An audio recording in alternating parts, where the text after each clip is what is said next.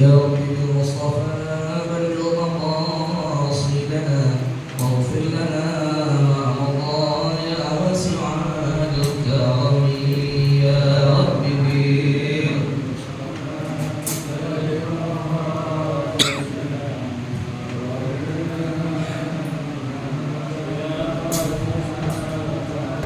مولاي صل وسلم دائما ابدا على حبيبك خير الخلق كلهم يا رب بلغ مقاصدنا يا واسع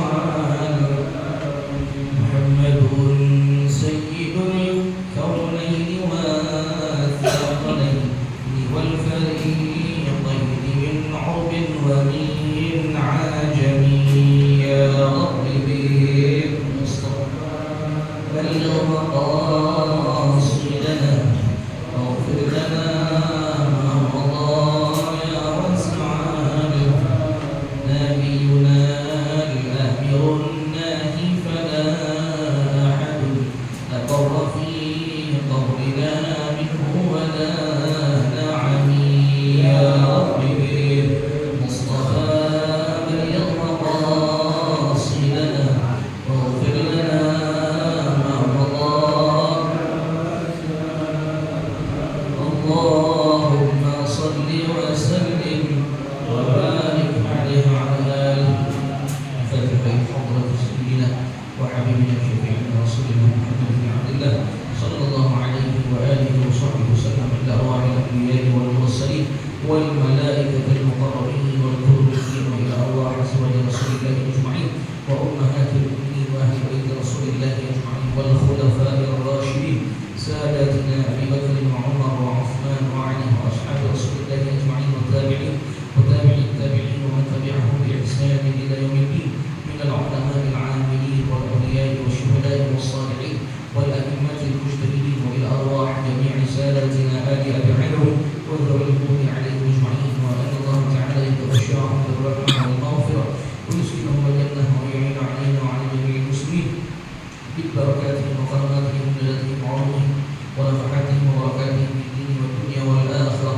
والى ارواح ابائنا وامهاتنا واجدادنا وجداتنا ومشايخنا ومعلمينا وذوي الحق والواجبات علينا وجميع المسلمين والمسلمات والمؤمنين والمؤمنات ان الله تعالى يتغشاهم بالرحمه والمغفره ويسكنهم الجنه ان الله تعالى يغفر لهم ويرحمهم ويعلي درجاتهم الجنه ثم يفتح عليهم بالفتوح والمنوح والرسوخ والتوبه النصوح صلاح وتوبه النصوح وصلاح الجسد والروح الى حضره النبي محمد صلى الله عليه واله وسلم الفاتحه. بسم الله الرحمن الرحيم الحمد لله رب العالمين الرحمن الرحيم مالك يوم الدين إياك نعبد وإياك نستعين اهدنا الصراط المستقيم صراط الذين أنعمت عليهم غير المغضوب عليهم ولا الضالين آمين. اللهم صل وسلم على سيدنا محمد الفاتح لما أغلق الخاتم لما سبق الناصر الحق بالحق والهادي إلى صراطك المستقيم وعلى آله وصحبه حق قدره ومقداره العظيم. اللهم أخرجنا من ظلمات الوهم وأكرمنا بنور الفهم وافتح علينا بمعرفة العلم وحسن أخلاقنا بالحلم وسهل لنا أبواب فضلك وانشر علينا من خزائن رحمتك يا أرحم الراحمين. السلام عليكم ورحمة الله وبركاته. الحمد لله رب العالمين والصلاة والسلام على أشرف الأنبياء والمرسلين سيدنا محمد وعلى آله وصحبه أجمعين وبعد. سبحانك لا علم لنا إلا ما علمتنا إنك أنت العليم الحكيم. رب اشرح لي صدري ويسر لي أمري واحلل عقدة من لساني يفقهوا قولي وسدد لساني واهد قلبي بحق سيدنا محمد صلى الله عليه وسلم. Para yang sekalian, kepada Allah Subhanahu wa taala Kita lanjutkan lagi tahsin tilawah daripada surah Asy-Syams. Kemarin minggu lalu, Sabtu lalu kita udah sampai ayat yang ke 10. Ayat yang ke 10 masalah. Ya, Sabtu lalu kita sudah sampai di ayat yang ke 10. Sekarang insyaallah kita akan lanjutkan di ayat yang ke 11 sampai terakhir insyaallah pada ini memungkinkan. Silakan kita surah Asy-Syams kita baca dulu dari ayat yang ke-11 sampai ayat yang ke-15. A'udzu billahi minasy syaithanir rajim.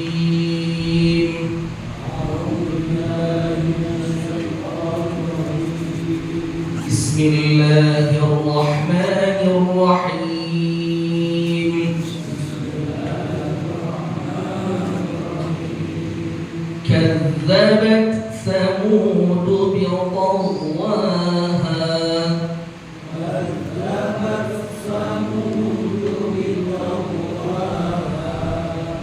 إذ انبعث أشقاها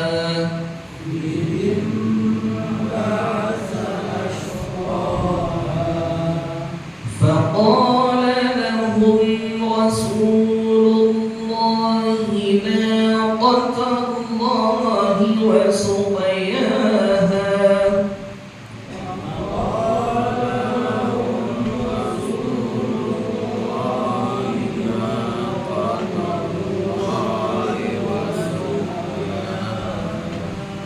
فكذبوه فعقروها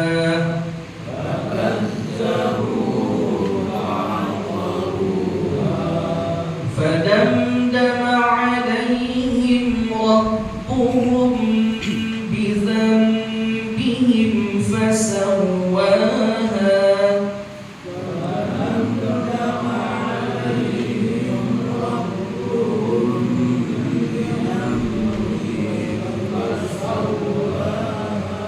ولا يخاف عقباها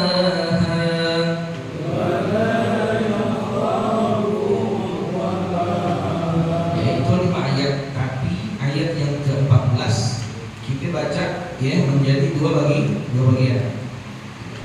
Seharusnya kan memang satu bagian itu fakadzabu fa'aqaruha fadamdama 'alaihim rabbuhum bidzambihim fasawwaha, tapi kita baca kita bagi dua agar apa?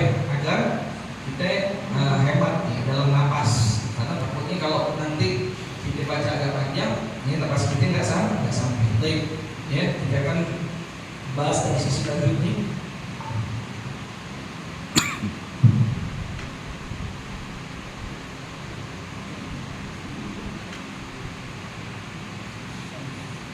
Nyampe ya?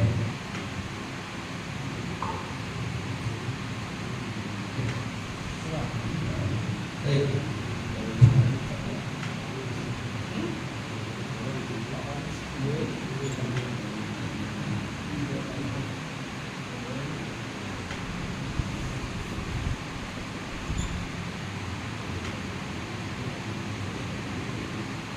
Betul ya?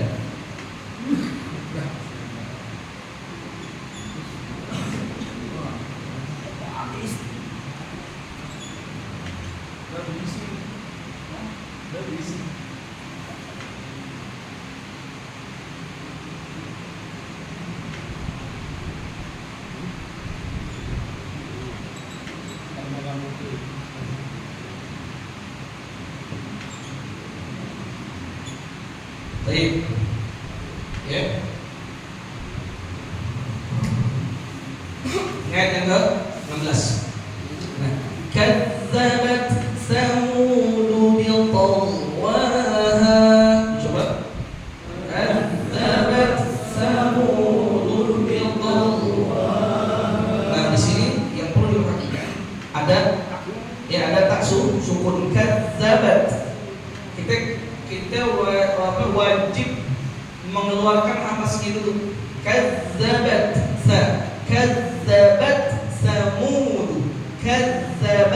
Samud. Jangan nanti malah idgham. Maksud idgham apa? Taknya masuk ke dalam sa. Jadi kadzabat Samud. kadzabat Samud. Enggak. Karena ada beberapa orang baca begitu.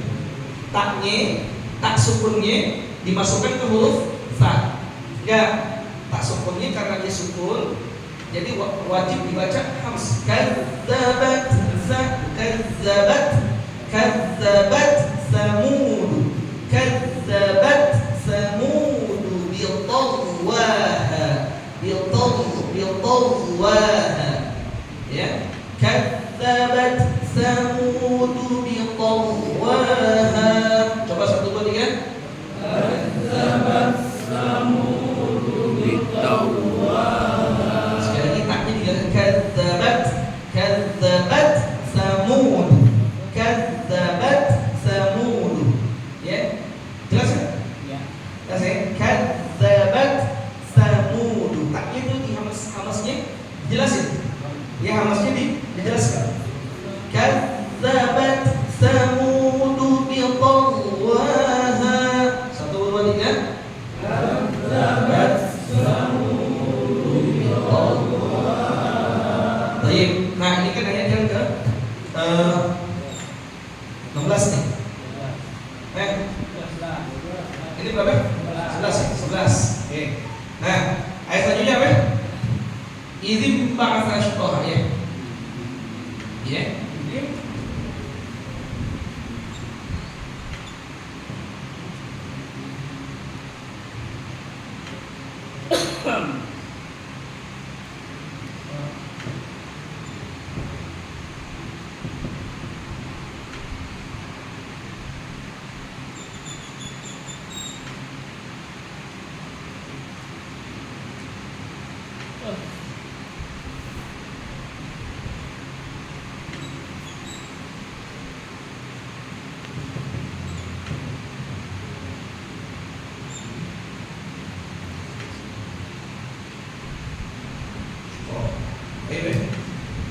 Idzin ba'atsa asyqaha. 1 2 3. Idzin ba'atsa asyqaha. Di sini ditahan kenapa? Karena ada itlaq, mengimani kata mubah. Jadi idzin ba'atsa asyqaha. Asyqaha. Ya, coba sekali lagi. 1 2 3. Idzin ba'atsa asyqaha. Nah, kalau misalnya mau dibaca wasal, dibaca nyambung antara ayat yang ke-11 dan ayat yang ke-12, maka di ayat yang ke-11 ini berlaku apa ya? Berlaku yang namanya mad jaiz munfasil. Kenapa? Karena pertama dia ada mad asli di sini, lalu di awalnya ada huruf hamzah. Misalnya ada orang menyambung, dibaca jadi begini. Kadzabat Samud biṭagwaha idzin ba'atsa asyqaha. Makanya di sebagian Quran, ya, di sini di akhir ayat yang ke-11 ini ada tanda seperti ini. Ya, ada tanda mad. Maksudnya apa? Maksudnya adalah kalau diwasal atau disambung antara ayat 11 dan 12, maka berlaku hukum mad jaiz munfasil. Gitu. Ya, tapi kalau misalnya mau dibaca waqaf, maka ayat yang 11 ini tetap dibaca ujungnya 2 huruf. Jadi beda, kalau diwasal ujungnya jadi 4, kalau diwaqaf ujungnya dibaca jadi berapa? 2. Kalau waqaf, kadzabat Samud biṭagwaha idzin ba'atsa asyqaha. Waqaf, ada nyambung. Kadzabat Samud biṭagwaha idzin ba'atsa asyqaha. Ya, kita harus paham. Di dalam ilmu tilawatul Quran ada konsep atau ada salah satu cabang ilmu yang namanya waqaf dan ibtida, cara berhenti dan cara memulai. Baik, terus ayat yang ke-13 rupanya, ya.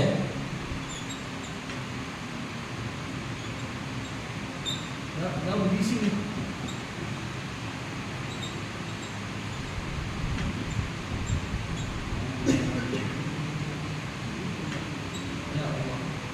ada open, nggak ada itu. Dia beli isi banyak banget. Baik, kira apa namanya?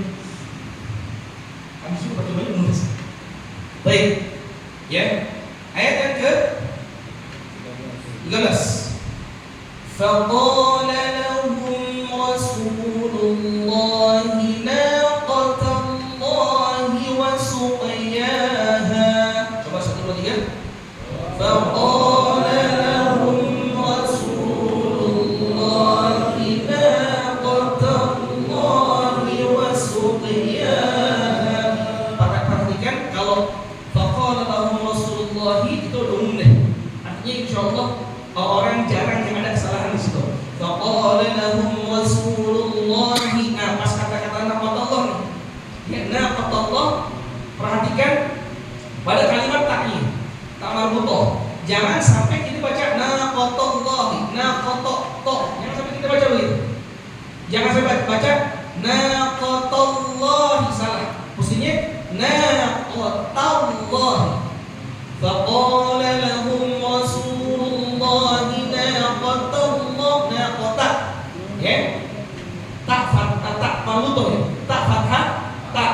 Jangan tak fathah to. Jadi dibaca naqatal, naqata. Jangan itu boleh salah. Mesti dibaca gimana? Naqata, naqata, naqatallahi. Naqata. Jelasin tuh.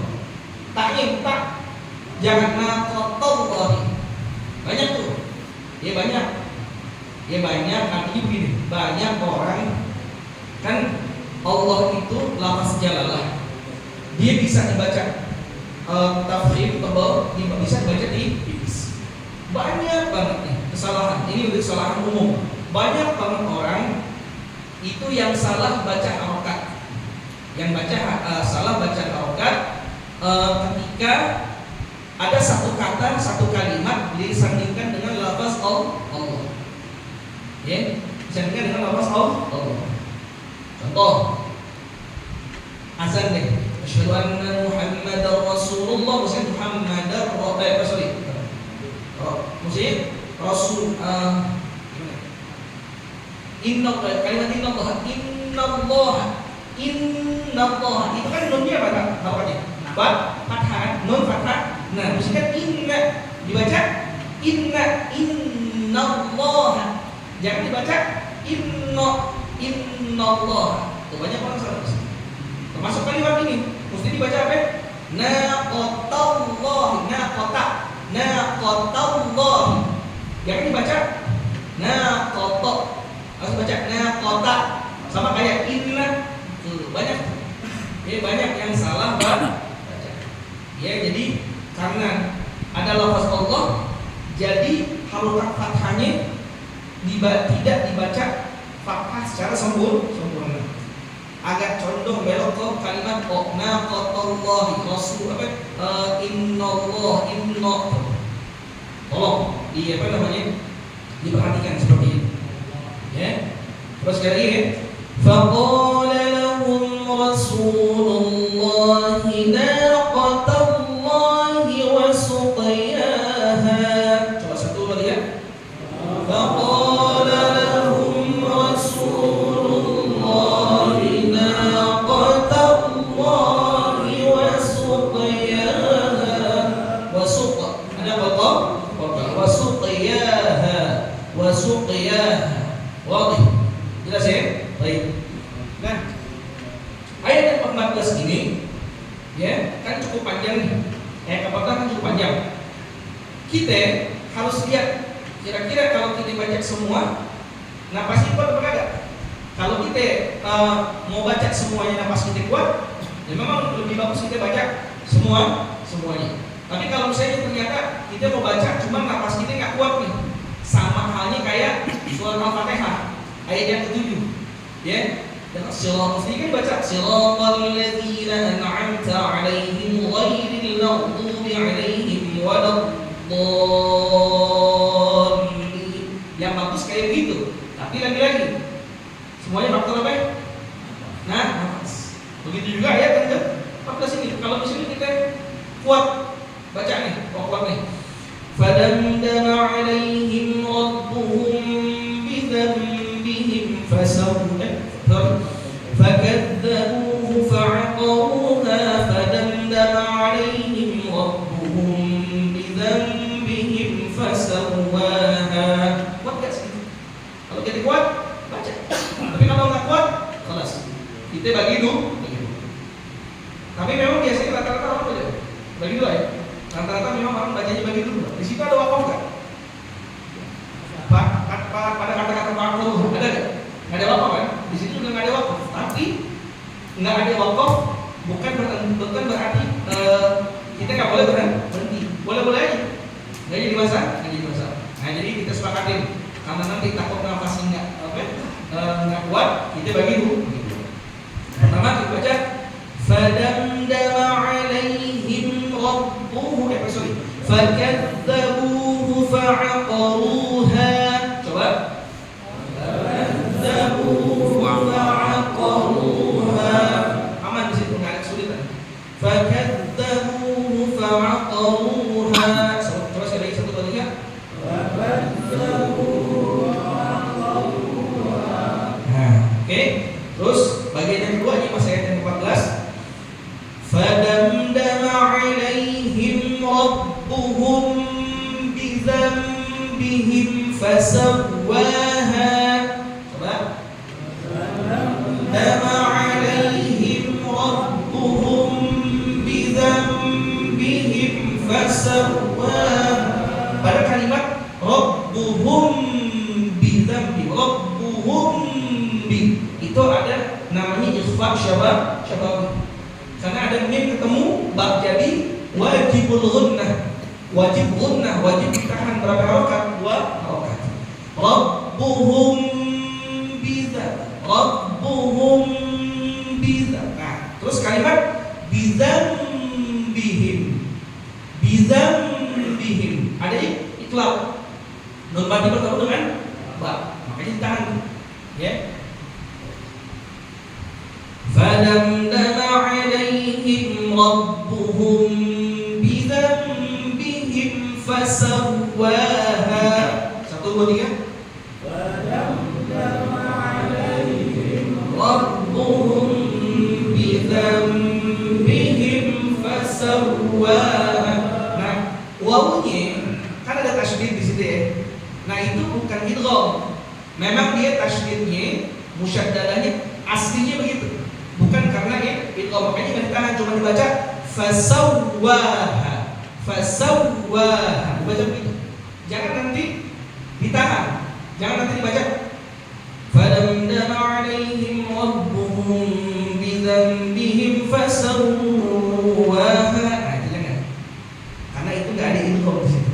Dia wawunya dan tasydidnya tasydid syiddah asliyah. Memang bacanya seperti itu. Bukan karena ada hukum idgham gitu ya. Terus ayat yang terakhir 15 wala yakhafu 'uqbaha. 1 2 3. Wala yakhafu 'uqbaha. Sekali lagi 1 2 3. Wala yakhafu 'uqbaha. Nah, surat Asy-Syams ini dari ayat pertama sampai ayat terakhir ujungnya berapa harokat? Ujungnya berapa harokat? 2 harokat. Jadi jangan nanti ujungnya dibaca lebih dari 2 harokat. Coba kalau kita lihat dari ayat pertama, duhaha, talaha, jallaha, ujungnya semua hak dhamir, dan itu hak dhamir disebut panjangnya berapa? 2 harokat. Baik, ya. Baik, silakan antum perhatikan, kemudian baca dari awal sampai akhir. Habis itu kita itu baca dari awal sampai akhir, habis itu baca bareng-bareng. Perhatikan ya. Wasyamsi wa duhaha. Enggak ada apa ini Pak, baca sampai akhir dulu. Nanti kita baca dari awal sampai akhir bareng-bareng. Wasyamsi wa duhaha wal qamari idza talaha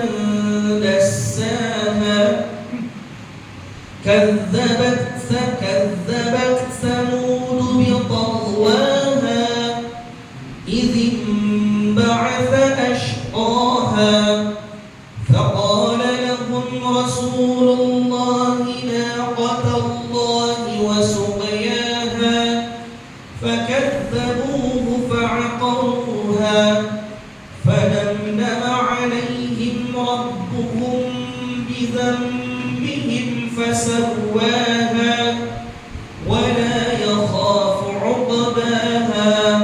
Ya, dibaca dari awal sampai akhir bareng-bareng. Ya, 1, 2, 3. Ayat 1, 2, 3. والشمس وضحاها والقمر إذا تلاها والنهار إذا جلاها والليل إذا يغشاها والسماء وما بناها والأرض وما طحاها ونفس وما سواها فألهمها فجورها وتقواها قد أفلح من زكاها وقد خاب من دساها كذبت ثمود بطغواها إذ انبعث أشقاها فقال لهم رسول الله ناقة الله وسقياها فكذبوه فعقروها فدمدم عليهم ربهم بذنبهم فسواها ولا يخاف عقباها. Nah, jadi kalau misalnya kita baca benar kayak tadi kurang lebih seperti itu, maka dari awal bacaan sampai akhir kita bacanya pasti bareng-bareng. Gitu. Karena kita semua udah tahu, oh ini yang harus dibaca 2 harokat, oh ini yang harus dibaca 4 harokat, oh ini yang harus dibaca gunnah, ini enggak dibaca gunnah. Jadi nggak ada adu balap sama sekali. Hanya seperti itu. Ya, jadi itu surah Asy-Syams. Jadi kita kalau misalnya nanti pas kita sholat duha baca deh, baca dibarengi sama surat Al-Qur'an. Pokoknya begini dulu, saya kagak hafal, saya kagak hafal. Ya, kalau emang nggak hafal, pakai Quran. Emang boleh sholat pakai Quran? Boleh. Sholat sambil bawa Al-Quran boleh. Ya, hal ini dipraktekkan oleh beberapa orang ulama. Di antaranya yang Al-Bagir pernah lihat sendiri itu Habib Umar bin Hafiz. Ya, Habib Umar bin Hafiz itu kalau beliau habis ngisi dars pagi, habis pengajian pagi, itu kan sampai isyraq. Itu selesai isyraq, beliau sholat isyraq sekalian sholat duha, itu pasti megang Quran. Ya, megang Quran. Jadi beliau diri di samping beliau tuh ada kayak tiang gitu, kayak tiang kayu. Nah, itu buat taruh Qurannya. Jadi Quran ini ditaruh di situ. Di apa namanya, di tiang kayu itu. Jadi beliau baca Fatihah, selesai beliau baca Fatihah, dia ambil Quran. Ini beliau buka di halaman yang beliau berhenti di situ. Ya. Walaupun hafal Quran, dia walaupun hafal Quran, orang hafal Quran. Nih, orang hafal Quran lebih afdol mana? Dia baca tanpa Quran atau dibaca dengan Quran? Lebih afdol dia baca dengan Quran. Kenapa? Karena dalam melihat Quran itu ada pahala. Jadi Quran itu kita baca sambil melihat, bacanya pahala, melihatnya pahala. Makanya walaupun orang udah hafiz Quran 30 juz umpamanya, dia udah hafiz, tetap lebih afdol dia baca dengan lihat Quran. Karena ada 2 pahala di situ. Pahala apa? Baca dan melihat. Kalau kita baca umpamanya tanpa melihat aja, ya dapat pahala baca, tapi nggak dapat pahala lihat. Gitu. Jadi boleh aja kita sah-sah aja. umpamanya kita punya niat umpamanya ani mau khatam dalam sholat, ya, itu mungkin hal yang belum pernah kita lakukan, khatam dalam sholat. Karena kebanyakan orang khatam cuma baca doang, betul gak? Ya, khatam ketika baca sendiri, baca satu juz, tapi jarang tuh orang khatam dalam sholat. Bisa nggak kira-kira khatam dalam sholat? Oh enggak, baca Quran beneran. Jadi khatam dalam sholat. Maka orang-orang sholat itu para ulama, ya, itu banyak di antara mereka yang khatam dalam sholat. Artinya sholatnya sambil menghafalkan Quran. Jadi sholat sambil menghafalkan Quran. Boleh tuh dicoba sekali-sekali karena keseringannya kita ini semuanya pada umumnya cuma khatam duduk saat duduk baca dulu, tapi enggak khatam saat sholat. Oke, coba sih. Nggak jadi masalah, pegang Quran boleh nggak boleh. Jadi masalah sekali begini, contoh ini Quran yang umpamanya nih, ini Quran ya, ini Quran. Kita siapin tempat yang agak tinggi di samping gitu, ya. Jadi kita jadi begini kurang lebih. Misalnya kita sholat, ini Qurannya di sini, Qurannya di sini. Kita sholat, Allahu Akbar, kan? Selesai baca Fatihah, wal maghdubi alaihim waladdallin, amin. Kita buka halaman ini, umpamanya. Kita baca, deh. Mau rukuk, kita tutup. Kita dah, kalau Allahu Akbar, sami Allahu liman hamidah, terus sama jadi lagi, terus itu lagi. Rakaat kedua, harus baca Fatihah, ambil lagi, begini. Ya. Itu yang dilakukan oleh Abu Umar bin Hafiz gitu. Ya. Abu Umar bin Hafiz kenal kan? Ya nggak ada yang kenal. Insya Allah kenal seperti itu. Sholat beliau gitu. Ya, jadi nggak jadi masalah. Wah, Quran repot nih. Handphone boleh nggak handphone? Handphone umpamanya boleh? Boleh aja. Tapi ya kalau memang betul misalnya Qurannya repot kita mau bawa handphone atau tablet umpamanya yang tidak dikit boleh aja. Tapi matiin dulu apa namanya? Jaringannya matiin dulu, ya, sinyalnya matiin dulu. Agar apa? Agar nanti kalau pas kita lagi sholat baca Qurannya di handphone, apa? Kagak ada nge-telepon, khawatir hilap doang. Lagi baca Quran malah pegang handphone kan, gitu pengen khatam. Ada yang telepon, bentar aku sholat. Batal nggak? Batal. Karena juga ada beberapa orang yang seperti itu, ya. Jadi afdhalnya Quran, ya. Beberapa kawan al-fakir ya yang dia mondok atau kadang-kadang kuliah di luar itu beliau selalu mereka itu selalu punya mushaf satu, mushaf kecil sampai segini paling segini, ya. Ukuran handphone, jadi bacain gitu. Jadi ditaruh kalau saku kan bisa ditaruh di sini, ya. Jadi baca Fatihah, ya, Fatihah, sesuai baca Fatihah langsung ambil mushaf di sakunya, begitu. Cuma kecil banget nih. Ini matanya mesti ya, Pak. Yang sampai masih jeli. Kecil baca. Ntar mau rukuk ditambah lagi di kantongi rukuk seperti itu. Ya. Jadi sekali lagi boleh sholat sambil pegang Quran. Tapi caranya kayak tadi.